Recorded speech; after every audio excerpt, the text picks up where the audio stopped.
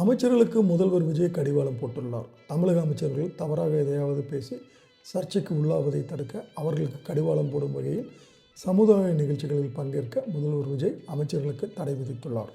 சமீபத்தில் போக்குவரத்து துறை அமைச்சர் விஜய் தமிழன் பார்த்திபன், சுற்றுச்சூழல் துறை அமைச்சர் ராஜீவ், இந்து சமய அறநிலையத்துறை அமைச்சர் ரமேஷ் போன்றோர் ஆய்வுக்கு சென்ற பொழுது அவர்கள் பேசிய சில விஷயங்கள் சர்ச்சைக்குள்ளாகின.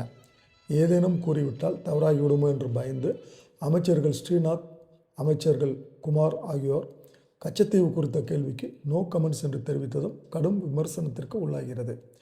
நிகழ்ச்சிகளில் அமைச்சர்கள் பங்கேற்று தவறாக ஏதாவது பேசிவிட்டால் அது பெரும் சர்ச்சையாகிவிடும் என்பதால் தற்போதைக்கு அமைச்சர்கள் யாரும் சமுதாய நிகழ்ச்சிகளில் பங்கேற்கக்கூடாது என முதல்வர் தடை விதித்துள்ளார்.